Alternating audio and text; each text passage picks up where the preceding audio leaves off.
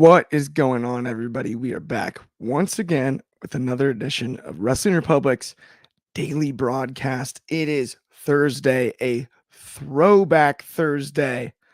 I'm Clark Taylor. It's June 6th, believe it or not, which is an important date in history. And you may be wondering why. And if you don't already have your twos up, it's not the 2nd, it's the 6th. But it's most importantly the Tuesday Night Delight's birthday. Happy birthday, Shoddy. What's up? Good to have you. Happy First up, Throwback Thursday. we doing it different. We first throwing our threes up, and then we throwing our twos up, cause your boy is on his Magic Johnson year, age 32. Blessed to see another year. Blessed to be another year on part of the Wrestling Republic team, and blessed to be on a show with my two brothers over here, man. Everything is good. God is good, and I'm ready to talk all things AEW Dynamite. And man, oh man, oh man, I got to select the throwback topic this week. So He salute did. to my bro, the resident historian, for that. Yes, absolutely. Happy birthday, Shad. As always, super stoked to have you. And we, of course, do have our resident historian and a wicked throwback topic hand selected from a list by the birthday guy, Shoddy. Anthony Ricciardi out in Philly. What's good? Head of opinions. How are you? Doing all right. Happy birthday, Shad. I had one instruction last week. Shad wanted an epic throwback topic. Hopefully, you guys are happy with this one, Shad. So let's have some fun. It's absolutely a classic. I'm stoked to get into it. Last night's Dynamite, I wouldn't go as far as classic, Wasn't but epic. it was a fun one. It was a fun See? Dynamite. See, I was that's good. I Yeah. was entertained. all right. We've got Maxwell Jacob Friedman cutting a promo on the microphone. I'm always entertained by Max. Personally, was this his best work? Maybe not. It was nice to see him. The irony of Max taking a week off after he comes back cracks me up and is not lost on me. So I have no issue with it. I thought the promo was solid for what it was. Anthony, I'm going to toss this to you first. What were your thoughts on Max's promo? I think it was a better promo than he had a Double or Nothing, but I still think there is a problem. I don't think it was his best stuff. I get he's running down people that have come in, obviously, since he's been out. But it also makes no sense with, the way he went out. Presumably, he'd be feuding with the Kingdom. He easily disposed of Adam Cole at Double or Nothing and didn't follow up with the Kingdom. They didn't come out to attack him, even though their leader got taken out at Double or Nothing. It really made no sense from that perspective, because why wouldn't they want revenge on him, and why wouldn't he want to take them out, considering everything? You see where they're setting it up. They stuck Roosh out there, aka the first jobber, against Max. I mean, Roosh really, he tore Roosh up on the mic, which is not surprising. I don't understand how this helps Roosh in any way. And I get it. It's not supposed to. It's supposed to Max to get a win off of him. But I still don't think they have a direction for Max. And that's the problem. And I get it. Adam was injured, but then you shouldn't have had Adam take the nut shot and the brain buster at the pay-per-view. If your intention is to go to that level with him and Adam, you shouldn't have done anything. You should have just had him return at Double or Nothing and cut a promo. That's what you should have done. I don't know what they're doing with this, and that's the problem, because if you paid Max the money to stay, you better have a direction for him, because right now he's done 2 promos and there's no direction, in my opinion. You're on mute. It is a bit funky. I totally agree with you. And I'll say that Shad's laughing because I did the same thing Tuesday. I promise I Right, you won't did do it that on the like show today. 5 times on No, Tuesday. it's bad. I've been dealing with like weird allergies. Oh, It's man. bugging me to death. I do apologize if I do it again. I'm doing my best out there. Try not to cough during my buddy's takes. You know what I mean? But at the end of the day, for me, Max is always amazing on the microphone. I agree with you. The continuity as far as Max not joining, I'm sorry, but like Max and Roosh is not that not that enticing, right? It's an average. Roosh was in CMLL. I get it's Forbidden Door season, but he's not and hasn't been in a long time. He's an AEW wrestler. And that's something we talked about a little bit yesterday, where it's like it feels like a stretch to try to fill a card. Forbidden Door is one of those pay-per-views they struggle with to sell tickets in the arena and to sell pay-per-views. I know we'll get to it, but honestly, like, I think that's why they pushed the Swerve Ospreay this early. They're afraid they're not going to sell this show. But like you said, MJF Roosh, if that's leading to Forbidden Door, who cares? Like, it's not a match that intrigues the majority of the audience to go, I must pay to see this. At least that's my take. Yeah, it's not off the charts. It's really just about seeing Max, and that's where it makes the promo feel almost a little bit less valuable in some ways. And to have Max on the mic is supposed to be a bigger deal than that shot. I want to get your thoughts though on the segment in the future for Max, because realistically, we just want to see him and Adam Cole paid off, don't we?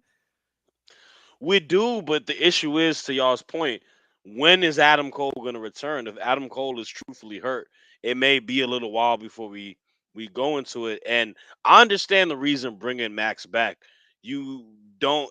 It's more beneficial than harmful to have him back on the roster. He's arguably your biggest superstar in the entire men's division. At the end of the day, he's that guy. He's as homegrown as that you can make him homegrown, and you need to have him. But the problem is, while he was gone, there's a lot of storylines being told, and there's a lot of more heavy hitters. Now, how you play it is a little difficult because I don't know if Max is ready to get the belt back. I don't know if you want to issue him with a feud with a Swerve, with a Ospreay, with an Okada. I know he mentioned all three of them, and I think flirting with the idea of him going against them is something that we all want to see as fans.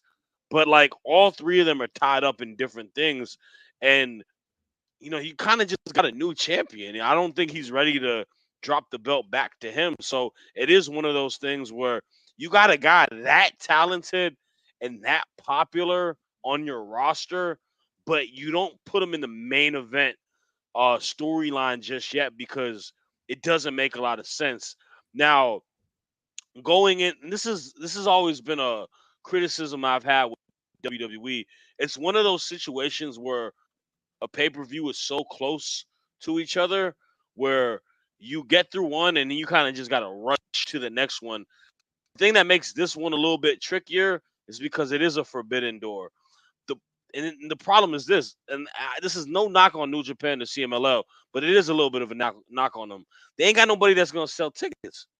Ain't nobody on New Japan right now selling you tickets to want to see a show in the States. Nobody knows these guys from CMLL like that. I don't know them like that. I watch a lot of wrestling, but I don't watch that much wrestling to know everybody on the roster to be like, oh, I need to see him. So does it make sense for Max and Roosh to be on this? Absolutely not. This is an AEW versus AEW match. There's no Forbidden Door to it at all. But will it have people more intrigued? Possibly, because people are more familiar who Roosh is. Now, back to back to what Anthony was saying. I don't think having Roosh and MJF in a talking segment last night was a good idea, because you make Roosh look trash. Roosh is not going to be able to. One, there's a language barrier. His English is not to the top tier compared to people. But you got him in a segment versus a guy who's the best on the mic, maybe in pro wrestling right now. You did him a complete disservice. That's dunking on someone with no badges in 2K. And that ain't good. It's a filler feud, and I think the match is gonna be good. But it's not something that has a lot of my interest. And then also this, Max already told us before the promo, they're gonna have me wrestle somebody from Mexico or Japan that y'all probably ain't heard about, just to have me on the card. Him saying stuff like that already tells you pretty much what we're thinking. So And that's why I tip my hat off to Max, because it's as much as I criticize him, He's the like, honest truth is always funny to me. he's being honest about it, and it's hilarious. We got a bunch of comments here to get into that I really want to get into. They're fun. Coach 23 added, could challenge for the Continental title, LOL. Please no. Keep Max away from any singles title that's not the Dynamite, Diamond Ring, or the World Championship. I think for now, for sure. Him, if I'm booking something, him versus the EVPs in a way where it can kind of be like an Austin versus McMahon, like the rebel going against the boss. And here's the other thing with that. Like I said, the Kingdom should have come out. He took shots at the Elite. Why wouldn't the Elite come out? None of this made sense. Joe's floating back there. Obviously, he has issues with Joe based on what Roosh. You just wanted a jobber then, right? You just wanted a jobber. Yeah. Light bulb just struck in my head right now. Yep. Go ahead. Get to the comment first. Go ahead. Because we got a couple more. I was going to say happy birthday from Soul. Happy birthday, Mr. Tuesday Night, the best battle rapper. Better than Eminem, Mr. Shotster himself. And then Let's Coach go. 23, it wouldn't be Throwback Thursday with, how about a throwback inside joke inside the show? Happy birthday, Bread Man. We will never forget that day in the comment section. My wrestling name is Ciabatta, not Ciabatta. Ciabatta. It was a classic. Beard Man, Bread Man. It was. I'll never forget it. I was laughing as hard as could be. So here's my idea, right? So let's go back to the EVPs. Max is not really a heel just yet. He's a tweener. Right. He's being his authentic self. Him and Christian. Christian is the contract killer for them. He's the person that's the hired hitman. They tell him, yo, patriarchy, get rid of this guy. Max and Christian is an incredible filler, like not filler, but non-title feud, because both guys are solid as in the ring, but even better characters, storytellers, and solid on the mic. I would pivot to that. I don't know what this Roosh thing is. I know we want to make, what I say before, fetch cool. Yeah. Roosh is fetch. Yeah, it's Sonny Dalton and Sandy, friend of the show over on Instagram, asked, who else would you put from Mexico or Japan to wrestle MJF? I'm like, this is a simple solution. It's not time for that. I get that Forbidden Door is in New York. It's in the market where he's most relevant.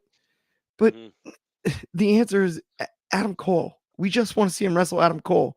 And I understand Adam Cole's health is a major factor in this, but that's what we want. Let me ask this question. Do you think, because I've said I think it hurts.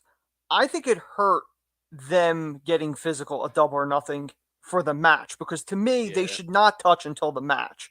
I think that was a mistake. Personally, what do you guys think? You open the idea to fans that they got physical, maybe they are gonna pay it off. If you open that window and nothing happens to it, unless he would have beat him to a bloody pulp where he couldn't wrestle no more, but it was just a quick 1-2 move in and out, and obviously that's because he's hurt. So yeah, it's weird. It's weird because the timing of it just, you wish it could coincide. You wish it would make sense health-wise for Adam Cole, right? And with MJF's return, that they could really just pay off something that they built that was really high quality. That's what we all wanted to see over the winter. You know what I mean? It was a good story. I understand the execution and what happened after the fact was not exactly what we signed up for. But Cole and Max was intriguing. It was entertaining, and it's one of the best storylines they had going on the show for sure. Yeah, and that's it's a shame that it hasn't been able to play out as well as you would hope. But my hope would be that they can get it figured out, given health, and pay that story off in the long run eventually. Let's move on to our next segment though. Let's talk about an interesting number one contenders match. We're talking international championship. We got former champion Orange Cassidy in the mix. We got Kyle O'Reilly, who everyone knows can go bell to bell like a madman. Jay Lethal, legend in the sport at this point in his career, and Ray Phoenix. And this was really interesting last night because Ray Phoenix picks up the victory via Schoolboy. But Ray Phoenix wrestled in the main event on Rampage a week ago, basically yesterday, in LA, and in the arena cut a promo post show in Spanish that made me think, okay, this guy is healthy for the first time in a long time. He's ready to roll. He's looking for a push. And he would have been my fourth pick headed into the match, maybe even over Lethal to win it.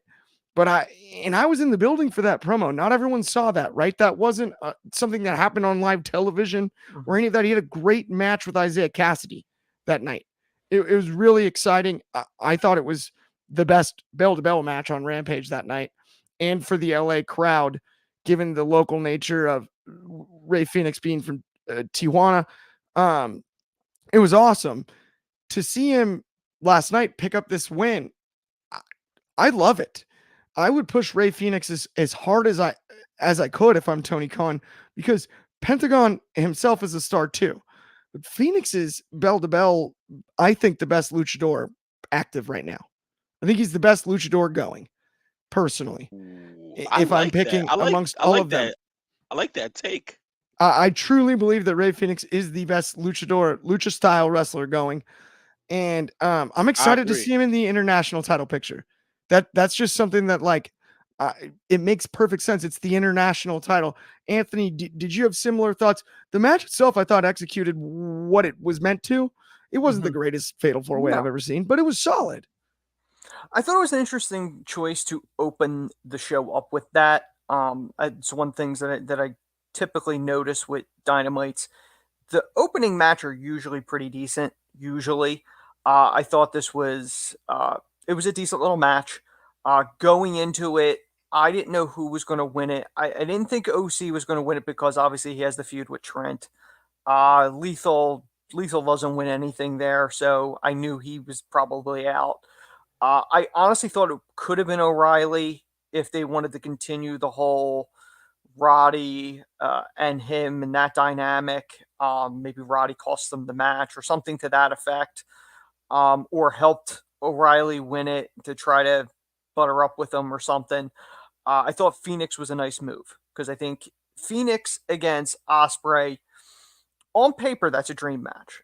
The only negatives that I see of this is the fact that, for the most part, AEW hasn't done much with Phoenix from a solo perspective. And even as a tag, little here, little there, depending upon when they want to do stuff. The problem, I think, with this is, realistically, do we really think they would have the number one contender for their world title lose to Phoenix before the Forbidden Door match? I'm thinking unlikely, especially since Swerve is technically a face. It's not like if he was a heel, you're like, oh, okay, he cost Ospreay the title or something like that. I think it's going to be a competitive match, but it won't really have much of a story, Phoenix and Ospreay. It like, other than it being a dream match and a spot fest, there isn't much of a story, and the finish is kind of predictable, which I think hurts it some. But it should be a spectacle, regardless. I think so too, and I like the way you broke that down. There's a few comments over here. One, I believe it was Sonny Dalton and Sandy that said it, like, there's no way Ospreay is losing to Ray Phoenix, and I do. You really got me wanting Ray Phoenix to win so much right now. I do agree with that, but I really want Ray Phoenix to win. I think it'd be beneficial for him as a character, and, like, I think he could do more with it too. Like, as much as he wrestles out of the country too, it being the international title. And also, it's Swerve Strickland. He don't need the belt. He's going to win the AEW belt soon. I saw him and I've still got my ticket, the PWG Mystery Vortex. And the dude was literally sublime against a guy I'd never heard of. And that's no knock on whoever he wrestled, but Ray Phoenix was the show. He's one of them ones. In answer to your thing, you said the best luchador. I honestly think it's between him and Dragon Lee. Either one of them, I think, is the heir to Ray. They're close. For the King of the Crown. I think it's the two of them are neck and neck. The one thing I'll say about Phoenix, and I think this is more the nature of the difference between AEW and WWE, and it's no knock on Dragon Lee, but he's been allowed to attempt some things that Dragon Lee is capable of, but may not necessarily employ in a WWE ring. Like some of the walking the rope stuff that Phoenix does is like that's out of it's out of a video game. It's like, and he's one of the few people I think athletically speaking, and from like a body awareness standpoint, can hang with a Will Ospreay. So even in a loss, he'll be over.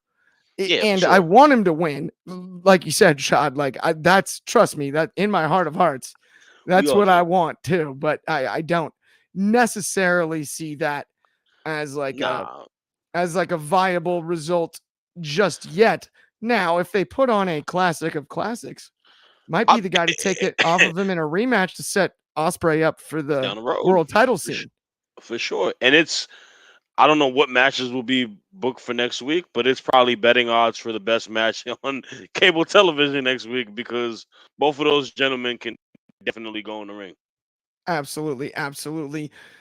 Really quickly, by the way, let's talk about Next Level, our good friends over at Next Level. If you're looking for good wrestling quality, high quality wrestling content, sorry about that, high quality wrestling content on the internet, and you're like, wait, where do I look? Who do I Google? How do I do this? Check out Next Level. Super user friendly, easy, all of our stuff linked in one place. And not only that, thriving wrestling community across the board. Giveaways all the time. It's absolutely free, no gimmicks. Go to nxconnect.me/Wrestling Republic to see all of our content across all platforms linked in one place. With that, though, let's move along and talk about one of the funkiest things last night, Shad. Hi, guys. I'm not even going to break this down, Shad. Explain what Chris Jericho did last night to me the best you can. Hi, guys. That's all he said. It was, hi, guys. Look, man. First one, fine. First segment, we can let it rock and whatnot. It being streamlined through the entire show just made it come off as corny as it is. I love Chris Jericho, man. He's one of my favorite wrestlers of all time. Him, debuting as Y2J with The Rock is one of my favorite moments of wrestling as a kid. We talked about it on Throwback. This learning tree gimmick is so funny, but it is a moment where we're laughing at you and we're not laughing at the bit. It is not good character work, and it is not going to do anything beneficial for the men on this faction. I understand that we're giving them TV time, but this isn't TV time that's going to benefit a Brian Keith or a Big Bill. Bro, back to what y'all could have saw it. You're gonna see it on the Take It to the Table episode. Ricky Starks and Big Bill were a tag team that were a force to be reckoned with and had a lot of immense potential. They felt very good as a cohesive unit. The fact that we are taking Ricky Starks away for whatever reason, he's chilling somewhere in timeout, and we're putting Big Bill in this. This is like complete utter misuse for a guy who's as talented, strong, like big as a heavy as Big Bill. You're putting him in this cornball stuff, and Brian Keith don't fit it. Brian Keith is the bounty hunter. I would rather the EVP sign him and been a bounty hunter and take people out. These three don't work together, and I called it before, man. It's like it doesn't feel organic. It feels so forced, and this is a common reoccurrence with Chris Jericho on AEW these last few years. Everything he touches turns into mold. Like everything expires real quickly. He doesn't have as many creative ideas as he did prior to his youth. And the fact that we are force feeding him so much television time because he's the first superstar you signed. Yes, he played his pivotal role in AEW when you got him because he's a name value coming into AEW. That's not the case no more. You got a lot of people that are going to sell tickets. Nobody will buy tickets to see Chris Jericho on AEW no more. He has gone past his prime. He's Udonis Haslam, bro. Like he's 40 plus, not doing nothing. At least Udonis Haslam don't get minutes. Like they're forcing this guy with so many minutes when there's more ample time on people that are chilling on bench and catering, man. And I don't understand it. It's not compelling. The only thing cool that came upon this is that we got hooked with Samoa Joe now. But I worry for Big Bill and Brian Keith because when this does fall flat, what's gonna happen to both of them? They're gonna Yeah, wrestle on ROH. Like, come that on, bro. that's the biggest shame because I was actually excited about Brian Keith joining him because at first I was kind of like maybe there is something to this. Last night did not benefit it in any Bro, Chris way. Jericho got. You know who was better on the mic than him last night in a backstage segment? Isaiah Cassidy, I who know. was very, very I was talented, about to actually who did guess Isaiah. who did Sean, very well.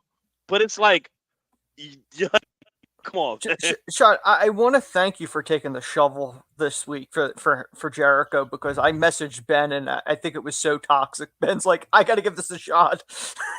Oh yeah, Ben, I love you, bro. You the boss man, but like you wasn't gonna pass this topic to me, think I was gonna talk about it in a positive light. Like here's the thing, I'm a person that finds entertainment in things, right? I'm entertained off of just the laughing, this is stupid way. But if you're asking me to break it down in a contextual way as someone who breaks down wrestling, I don't like this. I would rather watch other stuff than this. Yeah, It makes nobody. It really doesn't. Because it's a weird. I am a It was big funny at Brian first, Keith but it fan, was by the way, in the independent scene. oversaturation. Yeah. How do you go from Big Bill being a monster 7-footer to a guy that is acting like he had a lobotomy? Like it's dumb. And like Brian Keith, it's like, is he doing Cartman? You will respect Jericho. Like, what is that? Well, see, this is the thing. That is Brian Keith's his character is the bounty hunter. He's taking people out, whatnot, but it doesn't fit in the role of this faction. And the overacting with the fake smile and all of that, it's so cringe, bro. It's like It's very cringe. it's the DDP gimmick. Remember when he was the self-help guru? It Yeah. was bad. That's what it is. Yeah, man. Just get Stevie Richards and make Right to Censor, bro. That All right, actually would be better. let's talk about a gigantic 8-person tag match. We had the Blackpool Combat Club. We had Danielson. We had Castagnoli. We had Moxley. We got the return of Wheeler Yuta. And then we've got Esfinge. We've got Los Desperadores, which would be Magnus, Rujido, and Volador Jr. Is in- Magnus in- who's the old guy? Magnus? 8-man contest. I believe Magnus is the one that I thought is it the was oldest. Shad Khan. I thought it was Shad Khan with a Don't- shaved mustache. Don't let me on mess that up. The Blackpool Combat Club do get the victory though. Obviously, Shocking. we had Wheeler Yuta in his return pinning Rujido with the seatbelt.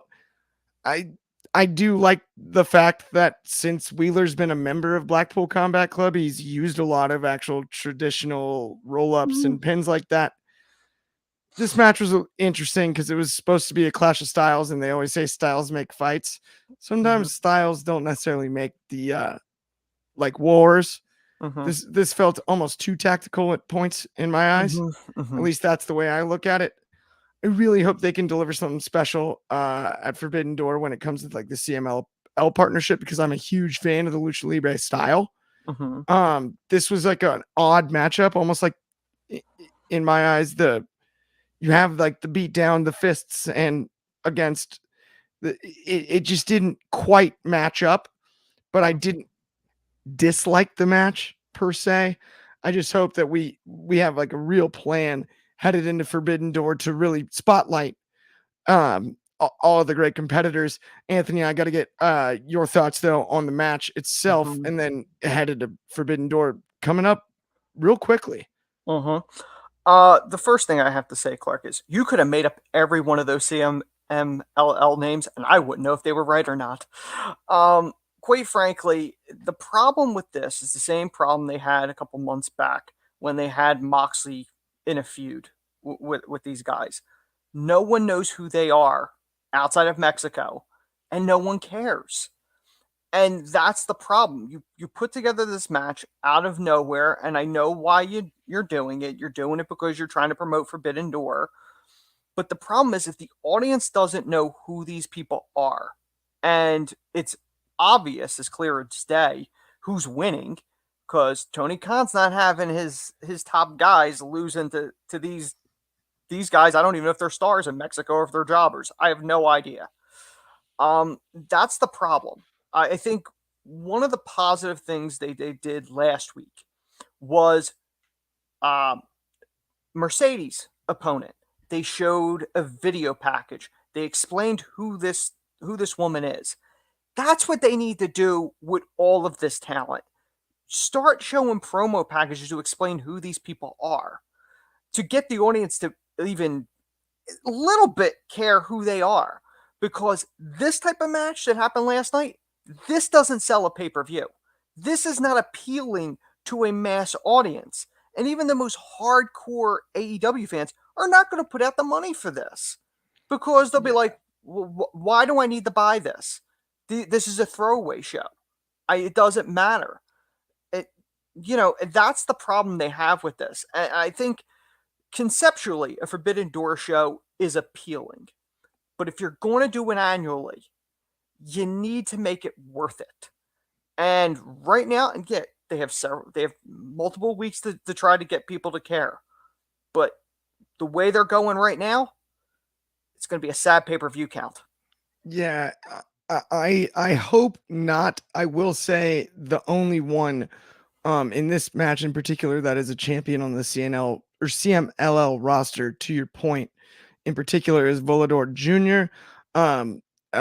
Even Josh made the joke yesterday making fun of my pronunciation, saying Voldemort Jr.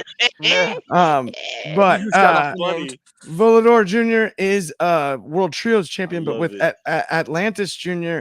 and Star Jr., who were not involved in this match. Ironically, he is a member, though, of that other group, the Los Depredadores. Sorry, I got to get that right. This has become the show with Clark. Sorry, I'm trying. I'm not totally sure on that one. It's a word that I don't recognize. Wheeler, please don't grade me. I apologize. Wheeler, you to get in the pin was cool though. To my Spanish-speaking friends, I definitely apologize on that one. Let's move on though to Saraya and Mariah May. We've got the English. We've got the English. It's getting English in here. We had Saraya and Mariah May last night. What did you think about it, Shotty? Broken down by an American like me, huh? How did this happen? I get to break down the British match. Man, oh man, oh man. All right, let me start with the positives. First and foremost, I thought it was a good match. I thought they had a solid bout. I'll be honest with you, I am not a big Saraya fan. I don't think she is as good anymore. I made it very vocal on Ben's takes earlier as well, but that's neither here or there. Mariah May, Toni Storm, and Mina Shirakawa are the stars of the ending segment and within the match. I do understand why Mariah May did lose the match. It adds a set of, she's getting beat down and Tony's not helping her and Mina's coming in. Mina and Toni Storm is how you set a Forbidden Door match correctly, because there is a underlying storyline to it, because Mina and Mariah May are both part of Club Venus and former faction mates from New Japan, and Mariah May is tied with Toni Storm. Similar to how we have with the, hopeful custody of Dominic Mysterio match that we'll get at SummerSlam, fingers crossed, with Rhea and Liv. We could get a custody of Mariah May match, but that won't happen. I think it's going to be tied to what does happen at the end of the match, and eventually what we will get with a Mariah May versus Toni Storm. But the build of it has been great, man. I think this is good. I think they've been kind of building to this Forbidden Door match, even with the Serena Deeb match too, because Mina has been kind of popping in and out in different storylines, and there's always that underlying thing between Mina and Mariah. Which side is Mariah going to go with? She's kind of playing the fence. She loves Mina. She loves Tony. So who is she going to vibe with? Who's she going to go with? Obviously, there's silliness to it. There's the bosom, and all of that type of stuff to it. But I do like the underlying storyline within it all. Mariah May is my second favorite women's superstar after Willow Nightingale on AEW. Mariah May is darn near perfect as a wrestling superstar. She's got charisma. She can wrestle. She's hard hitting. She looks like a million billion bucks, and she knows how to tell within storylines.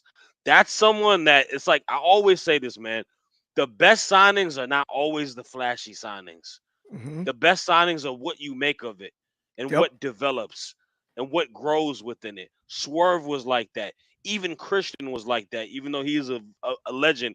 But people weren't super up in arms when they signed him. They were kind of let down. People were like giggling, like, "Oh, that's the big Yeah, announcement." exactly. Mariah May is in that same fold as a Swerve. Because I remember when they signed her, and I'm familiar with her. I watched her in Stardom doing a thing. That's someone who is going to be running stuff in the women's division if you let her continue to cook. Because I think, without a doubt, if anybody needs to get the belt off of Tony Storm, it has to be her. And when she becomes champion, if you book her right, I promise you, bro, you got yourself a budding like face of the franchise in the women's division. Like her and Willow, that is a match I would love to see main event Oh, at some point when you allow them to build and grow. Like I know we love Mercedes, we love Tony, we love Thunder Rosa, Britt. Those are them two girls that are gonna grow up, like how we have in WWE with like a Tiffany Stratton or a Lyra and stuff like that.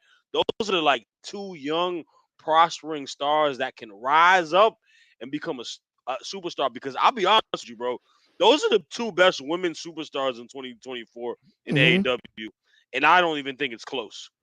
Well, I mean, dude, to your point, it's like one of Well, those Tony things Storm too. too, but It's but serendipitous though with Tony Storm, where it's like yeah, right place, right time. It's such like a difficult equation to pair a veteran with she an up and coming star yeah, and build them both. To have Tony Storm reach the level she has during this time, and we're still talking about Mariah May like this and in agreement on that, but that is one of those things that like they really did strike gold here. but It- here's the thing, Clark. What was my biggest criticism of Tony Storm? I said the character yep. is amazing, entertaining, but the character is overshadow stuff because you don't tell stories within it. There you go. You got the story told because of Boom. Mariah May. Mariah Yes. May has settled the character for Tony Storm and elevated it to its potential because I think Tony Storm is, if you want to talk about Woman of the Year early betting odds, Yeah. she probably might be it because of the title reign and all that. It's But been that off the doesn't happen charts. without a Mariah May. And I No, I think, and couldn't I agree love it. I more. love it. I think AEW's made so much improvement with their women's booking. So I got to tip my hat off to them, man. Same. I completely agree too. Like it takes two to tango. So it's like to your point, like it's perfect. Tony Storm's been on this run, and like you said, the one missing piece was like the big backstory. Here, Mariah I'm May gonna is gonna force the hand on telling the story of how Tony Storm got there. Ben's gonna There you smile when I go. say this. Ben's gonna smile when I say this. I think Mariah May is a lot more versatile as a superstar than Tiffany Stratton.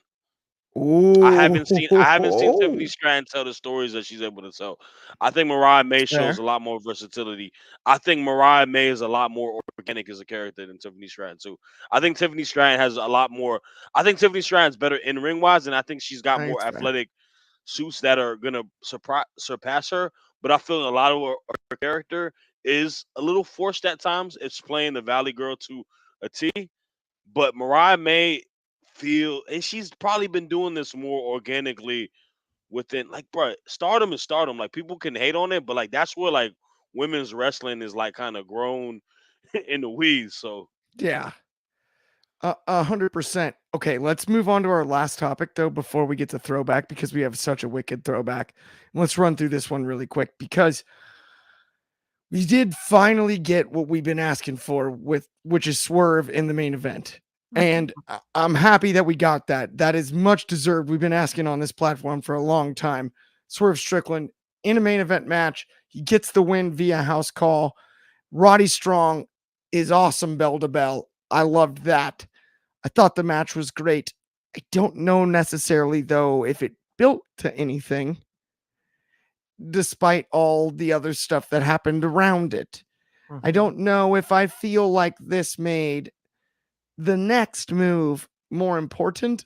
And we already talked about how the kingdom should be all involved in the max stuff. So I'm frustrated by that personally. But Anthony, obviously, I got to toss this one to you. Ask you really quick. What did you think about it? I think it was a little confusing. I mean, unless I missed something, why is Roddy a number one contender for the world title? Because this was a title match, I believe. So I didn't understand that. You knew it was going to be a solid match with the talent involved, and I think they did deliver. Like I said, I don't understand why it was a title match. It's not like Swerve and the Kingdom have much history as far as I could recall from off the top of my head.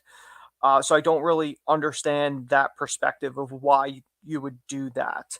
I'm like, is the only connection here that they're having Swerve beat the guy who Ospreay beat at Double or Nothing? Is that the logic here? Because I don't really get it. Like, you had Moxley in a title eliminator at the pay-per-view, but you didn't do that here. You went straight title match. Now I don't like title eliminators. I don't. I've said it when we covered it. But in this situation, why even bother? Like, Roddy didn't win a number one contendership as far as I can recall, right? Clark, he as far as I remember, he didn't win anything to get him a number one contendership. He didn't. Yeah. So, like, what was the reason? Wait, no. I mean, yeah, no, I don't really get it. No, he didn't. Yeah, I mean that's my thought on that. Yeah, that one's a tough one. It's yeah. He did. I mean, he said Roddy Strong lost the internet. Coach 23 added Roddy Strong lost the international title. He got a world title match. This isn't out for Ospreay to lose the international title to Phoenix next week. Yes. See, no, now we're talking. Phoenix wins the international title, and then we're back in business. Yes, we're all on the same page here. You really think they're gonna have Ospreay lose? I'm in. If they do, I'm in. I'm 100% in. Only way to make that make sense, bro. Speak it into existence, everybody. Phoenix is getting it done. Bobby Batito, monster shout out, Bobby, with happy birthday to Shad. My boy, Bobby. What's good, boy? But I mean, let's get into throwback so we really got the full time on it. Hold on. Wait. Oh, wait. Oh, did you want to talk about it too? Sorry. Yeah. Oh, yeah, because I love talking about Swerve. This doesn't solve anything. This didn't solve anything to me. Swerve is swerving to these weekly matches, and this title is it's being booked like a mid-card title still, bro. That's all I gotta say is that, it's on the main event time. That's fine. I know the match was cool. It was a good match, but Swerve, I'm gonna be real with you, bro. I know you are kind of getting, a little antsy and mad at people criticizing it, and criticism is criticism at the end of the day. But you a liar if you if you don't think that this booking ain't as fair as other people's booking is. So that's all. Don't get us blocked, Shad. Jeez, man. Swerve, I want you to know that if I see you at a Starbucks, your coffee is on me, Clark Taylor. I wasn't talking about us. I was talking about what he was saying on Wrestling Republic. I was based off of busted open, like the interview with Henry and Bully Ray. Like I know it got a little chippy. Clark swerves when he tries. There. I'm not trying to totally. I'm part of the mogul. And I'm a big Swerve is like my favorite wrestler in AEW. I just want the best for him. But it was a good match. And hopefully he beats Swerve Spray. The mayor of Bruv City. That's what I like. Bro. That's all. And this is where we get banned in Europe. No. I think Bruv is acceptably to make fun of. Let's talk though about the throwback topic. We have our resident historian in the building. The Shield implodes. It's absolutely outlandish. Give me a history lesson, Ant. Talk to me, my friend. Okay. In November of 2012 at the Survivor Series, 3 guys debuted. They were never really together until this group. And much like when we talked about a couple last week about the click, they made a plan to take over this business and to stick together. And they dominated. Probably the best 3-man group that's ever been in this business, in my opinion. I think they're the epitome of it. They tore through everybody. And the ride would eventually come to an end. As in 2014, Seth Rollins would betray his brothers and side with the Authority. He would hit Roman Reigns with the chair, which 10 years later at Mania, we saw paid through when Roman struck Seth. But the betrayal was such a controversial move because I think a lot of fans, myself included, thought there was still more life left in the Shield to keep going. But as dominant as they were, when they spread off, they continued to dominate. They all won a world title or exchanged a world title all in the same night, the three of them, at one point. But the betrayal was one of those things. I think one of the best lines that Seth gave when fans called him a sellout. He said, "I'm not a sellout. I bought in," which I think is a great line for somebody that sells out. They had the shirt. I remember I had it.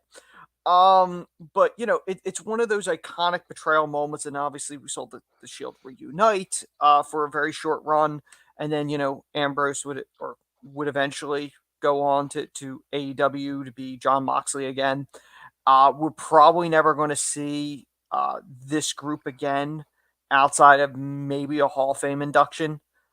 Realistically, I don't see Roman or Seth crossing the line to AEW. And right now, the way Moxley is kind of revered in AEW, I don't really think he has much interest in going back. I think if he goes back, it's the only way the Shield reunites. Personally, because like I said, I don't see that. It would have been. Can you hear you? It's muted for me. Yeah, I mean, I can hear me. Shad, can you hear me? I can't hear Shad. You can hear? Okay. Keep going. Okay. All right, where was I with this? I think Mania was one of those moments that, when the Shield music hit, that's why everyone freaked out.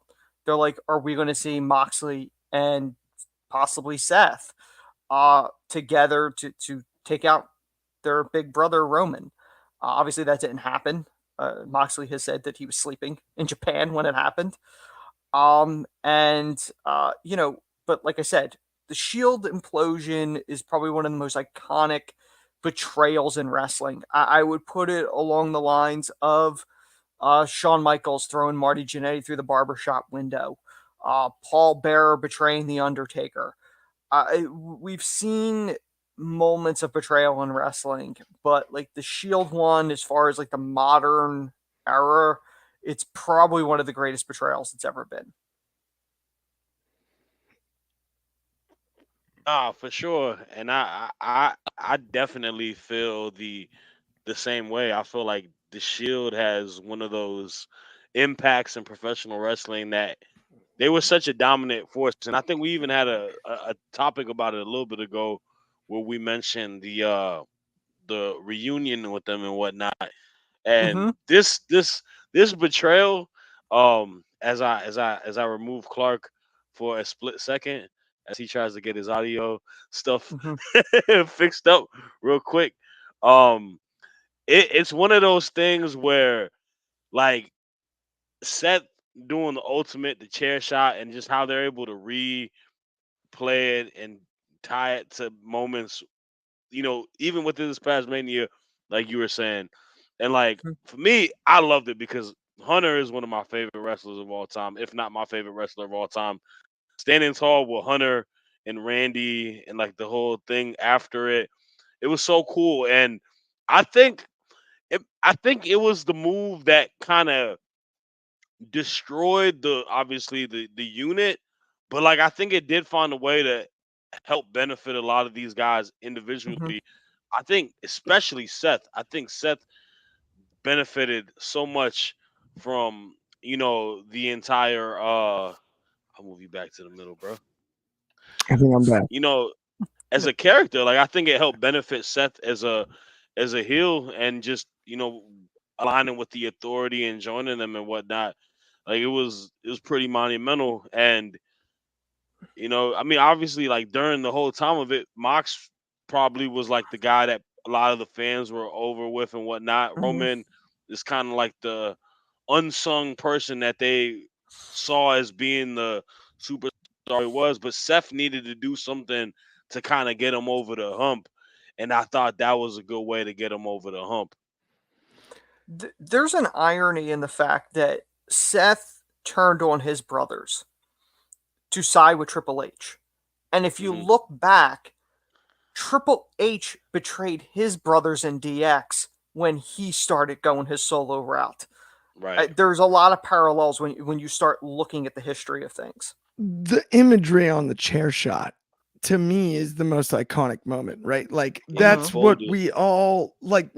It's not even just about the actual shot to his back Mm-hmm. or even the selling. And like Roman Reigns deserves credit because it's a great sell job, Mm-hmm. but it's the him and Mox stepping forward that does Mhm. it for me. That's the spot where I was like, oh, that's brilliant. Those two are like, whoa, look, we're unified, right?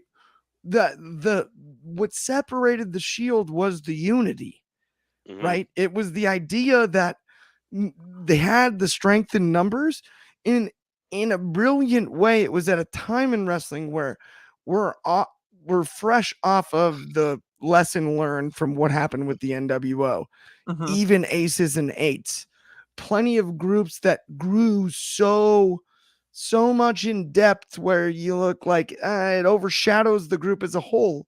Yeah. We need to highlight the strength in numbers of it's three of them, but they're so close. They stick together. It's like the Joey Diaz comedian quote, right? Like you give me three bad MFers and we can take over a whole country, What country? right? Yeah. Like it's like, you just have those three dudes that are that close, and to have two of them step forward Mhm. with Seth in the background as opposed to the foreground, deliver that chair shot. It's so impactful. It's lasted over a decade at this point, right? Not over, but nearly a decade. It's the eliteness of it. It's why the Four Horsemen are revered, because there was always four other than JJ as the manager. They never went beyond four. Right. It's a reason why Undisputed Era was so big, because you knew there was a realism to it. They were brothers, and again, it was limited to four. Like realistically, stables above five usually don't work out. It's the reason the Shield worked was because they kept it three and they didn't expand, and it was relatable to the audience. It wasn't watered down. You knew these guys were like a pack of wolves that would take out anybody that messed with any of them. And that's what made it work so well. And that's why the betrayal worked, because people felt that. It was real. It was a betrayal of your brother turning on you. That's why it all worked. Yeah.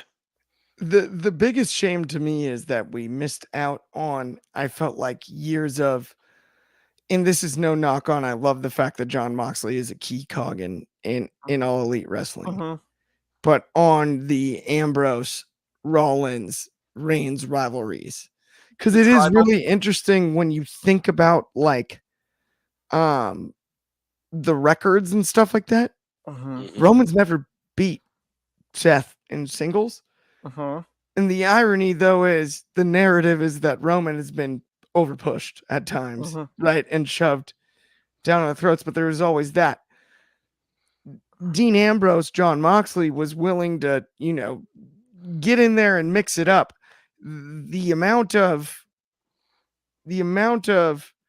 reteaming, rivalries, big matchups, brushing shoulders that we kind of missed out on between the three is, I think, the only stone left unturned. The only missing piece of the whole bloodline tribal chief run was Moxley being involved in some capacity. Yeah. Whether it was the WrestleMania run-in where everyone was looking around. Like, that was the one piece that you were like, he's the only voice you really want to hear from that's not in this, because he's so important to it. I'm hoping one day, if it's not in physically in the ring, I'm hoping we see that reunion at the Hall of Fame someday, because it's one of the greatest stables of all time. And they'll go in as both singles and the group, no question. I think the next time we will see him will probably be at a WWE Hall of Fame. I don't, man, John Moxley is a person that I don't think gets enough credit as he deserves as like in professional wrestling, because he's probably etched 2 Hall of Fame careers, one in WWE and then definitely one in AEW as well. And it's like, it's always the debate, like, who is the best member of the Shield?